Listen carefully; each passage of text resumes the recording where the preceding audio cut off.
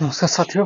तो हम आपके बीएड एंट्रेंस एग्ज़ाम के लिए बहुत सारे प्रीवियस ईयर क्वेश्चंस, क्योंकि एग्ज़ाम के नज़दीक में यही हमारा सबसे बड़ा हथियार होता है। ओके, हथियार तो हमने कलेक्शन कर लिया है, नॉलेज तो हमने गेन कर लिया है। ओके, बहुत सारी चीज़ें आपने पढ़ चुके हैं, लेकिन वो क्या आप अपने क्वेश्चन में इम्प्लीमेंट कर पा रहे हैं या नहीं, उसको चेक करना होगा बार बार। ओके, सही है। तो देखते हैं क्वेश्चन। पहले 24 क्वेश्चन देखें, क्योंकि इसमें थोड़ा सा आपको डिटेल में समझा देना चाहता हूँ नवोदय विद्यालय के concept. Okay, question number 24। Operation blackboard programme was launched to provide minimum essential facility to support teaching learning for which level of education। Okay, operation blackboard जो हुआ था, ओके, वो किस learning level, either primary, secondary, higher secondary और pre primary, किस चीज को ज्यादा उन्होंने महत्व दिया था। ओके, समझ में आया ब्लैक बोर्ड। तो आपको क्या पता है कब हुआ था black board, operation black board? 1987। 1987 में ऑपरेशन ब्लैक बोर्ड किया गया था। ओके, इसका जो की फीचर था, to provide minimum essential facility to primary education. Okay, provide minimum facility, essential facility, essential facility to primary education. Okay, primary education, हमारा answer क्या है? Primary education. Okay, operation black board हमेशा याद रखिए और रखिएगा, प्राइमरी एजुकेशन के लिए वो बनाया गया था। उनकी जो चीजें उनको जरूरत है वो उसको पूरी पूरी करने के लिए। इसमें और क्या था? Improve learning environment, improve learning environment. Okay, तो इंफ्रास्ट्रक्चर हम कह सकते हैं, इंफ्रास्ट्रक्चर। ओके, प्राइमरी एजुकेशन में 2 hall, okay, 2 large classroom and veranda must होना चाहिए हर प्राइमरी स्कूल में, ये इसका प्रावधान था। और क्या? एटलीस्ट 2 टीचर, एटलीस्ट 2 टीचर, 2 शिक्षक भी in each primary school. Minimum, minimum 2 teachers in each primary school. Okay, and the TLM, essential TLM such as TLM क्या क्या हो सकता है? Blackboard. ओके, ऑपरेशन का नाम ही है ब्लैक बोर्ड। ओके, तो blackboard, chalk, chalk cards, map, map, chart. Okay, और जो सारे जितने भी चीजें, equipment, playing playing materials. Okay, ये सारी चीजें स्कूल में होनी चाहिए। ये ऑपरेशन ब्लैक बोर्ड का महत्व है। Okay, for primary education, mostly related to primary education. आपने शायद लिख लिया होगा। ओके, नहीं लिखे हैं तो जल्दी लिख लो इसको, operation black board for primary education. समझ में आया? ओके, हर प्राइमरी स्कूल में 2 टीचर होने चाहिए, 2 बड़े इंफ्रास्ट्रक्चर में 2 लार्ज क्लासरूम एंड बारंडा होना चाहिए, पीने के लिए पानी होना चाहिए, है ना? हर तरीके का TLM, black board, map, playing material बच्चों को प्रोवाइड होना चाहिए। ये सब ऑपरेशन ब्लैक बोर्ड के अंदर था। ओके, 1987 में ये किया गया था, operation black board, to reach essential education and accessories to every primary school of India. Okay. Next question. Next question. Navodaya Vidyalaya have been established to what? Okay. Navodaya Vidyalaya का full name क्या होता है? जवाहर नवोदय विद्यालय, है ना? JNV बोलते हैं उसको, क्या बोलते हैं? JNV, Jawahar Navodaya Vidyalaya. It is a central government school. JNV क्या है? एक सेंट्रल गवर्नमेंट स्कूल है। Okay, to provide quality education to talented children. इसका स्कीम क्या था नवोदय विद्यालय का? To provide quality education, quality education to the talented children especially from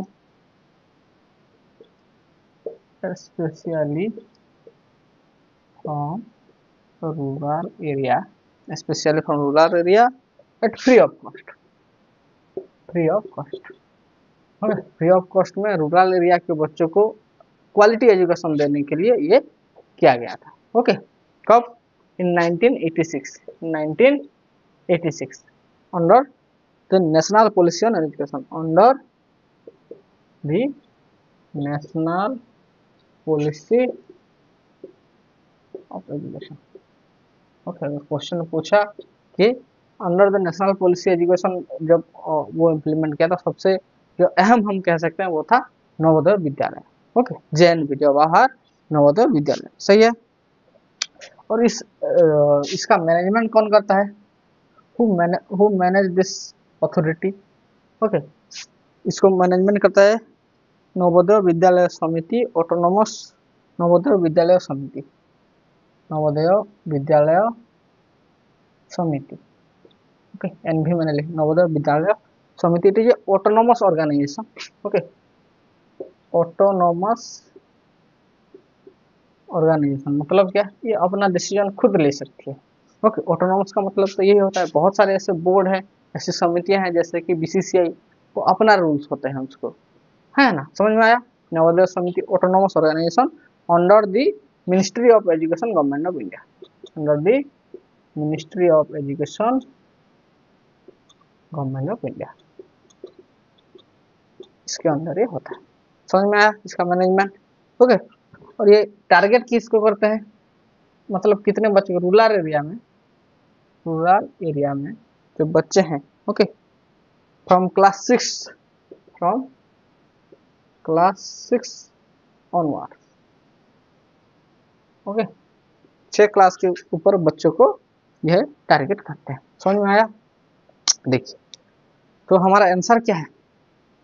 increase number of school in contaminated area, क्या ये होगा? Provide good education in rural area, provide modern and western education, provide education which is close to the nature, which is close to the nature, ये तो नहीं हो सकता। Okay, क्या हम मॉडर्न और एंड वेस्टर्न एजुकेशन प्रोवाइड करते हैं? ये भी नहीं हो सकता। Increase number of school in contaminated area, ये नहीं। द प्रेफरेंस है provide good education in rural area, ये नवोदय विद्यालय, इसीलिए नवोदय विद्यालय को एस्टैब्लिश किया गया था। ओके, क्वेश्चन आपने शायद लिख लिया होगा, जल्दी से लिख लीजिए। ओके, ये नवोदय में एडमिशन का प्रोसेस किस तरीके से होता है, क्या आपको पता है? How admission will be taken in Navodaya में? जब बचपन में था, ओके, जब मैंने पहला एंट्रेंस दिया था वो JNV का दिया था, ओके, नवोदय का।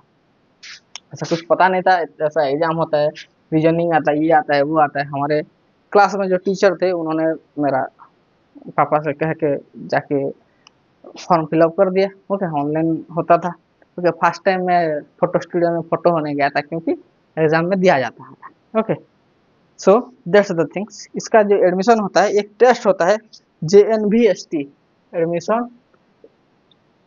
एडमिशन के लिए अगर आपको नवोदय विद्यालय में एडमिशन चाहिए तो ऐसा ही नहीं हो सकता, उसके लिए एक टेस्ट देना होता है, that is called JNVST, Jawahar Navodaya Vidyalaya selection test. Okay, ST का मतलब selection test. Okay, Jawahar Navodaya Vidyalaya selection test, ये क्या होता है? हर एक डिस्ट्रिक्ट में होता है, एट डिस्ट्रिक्ट लेवल।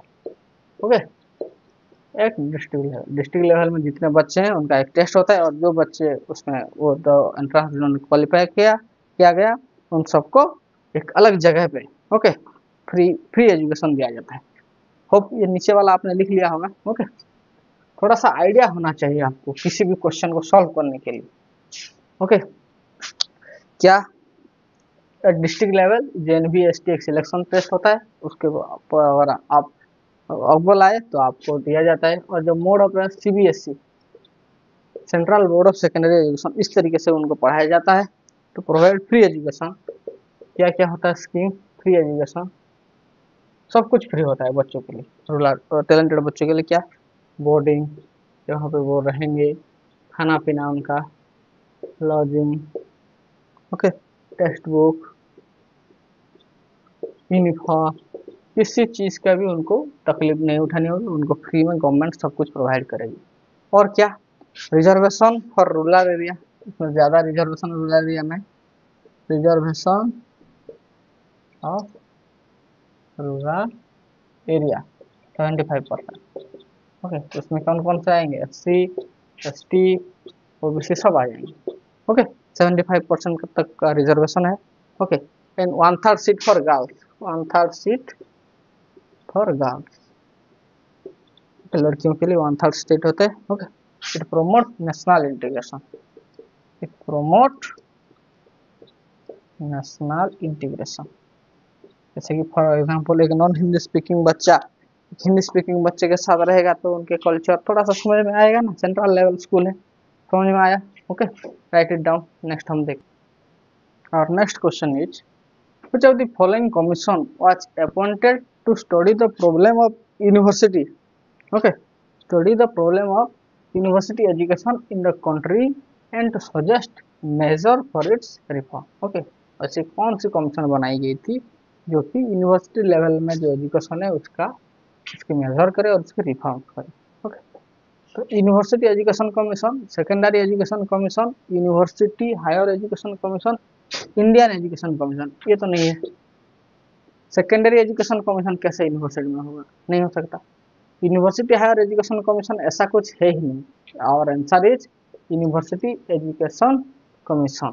ओके, समझ में आया, जो कि राधा कृष्णन कमीशन में वहाँ पे ये रेकमेंड किया था। Okay, student deeply involve with their work, the climate of the classroom is work oriented relax and pleasant, what we call such a classroom. देखिए, ये क्वेश्चन जो होता है ये हमें कंफ्यूज बहुत कराता है।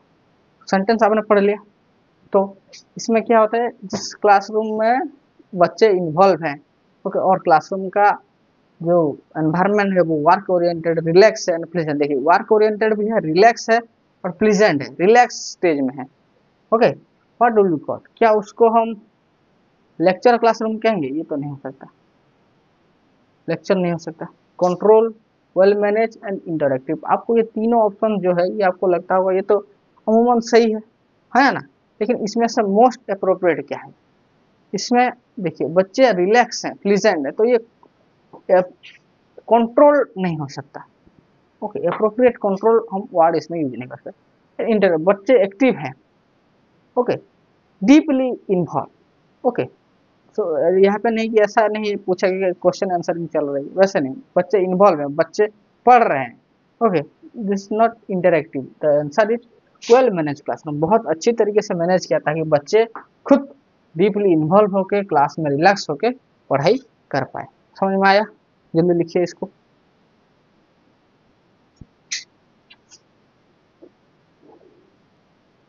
Next question, which one is the short term consequences, okay, which one is the short term consequences of hitting and shouting a student in the classroom। किसी बच्चे को हम क्लास में मारे, ओके, उससे चिल्लाएं तो क्या कॉन्सिक्वेंसेस हो सकते हैं शॉर्ट टर्म के लिए। Okay, the influence of the teacher in the class strength, बच्चे का टीचर का इन्फ्लुएंस ज़्यादा रहेगा, नहीं यार, ये नहीं हो सकता है ना। तो student will completely stop misbehaving, ये तो बिल्कुल नहीं हो सकता, वो और करते हैं, अगर थोड़ा सा वो दुष्ट है तो और ज़्यादा मिसबिहेव करेगा। Student will completely stop misbehaving. Number 3, student fail to show permanent improvement in their behaviour, ये हो सकता है। Okay, student fail to show permanent improvement in their behaviour, वो अपने बिहेवियर में परमानेंट जो चेंजेस लाना चाहता था वो नहीं हो सकता। The student will become aware and accountable for their behavior, ये भी नहीं। okay. जो मार खाता है वो हमेशा मार खाता रहता है, देखेंगे आप। ओके, तो हमारा अप्रोप्रिएट आंसर क्या, अगर हम किसी बच्चे को क्लासरूम में पीटते हैं या फिर उसको डांटते हैं तो उसका इम्प्रूवमेंट होना चाहिए उसके बिहेवियर में, वो नहीं होता। ओके, सही है, ये शॉर्ट टर्म कॉन्सिक्वेंसेस होता है।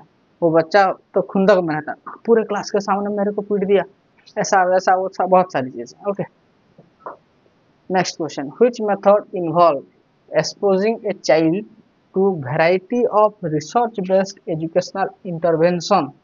Okay, using data point to monitor progress to show how or she respond. ये क्वेश्चन हाई लेवल का है.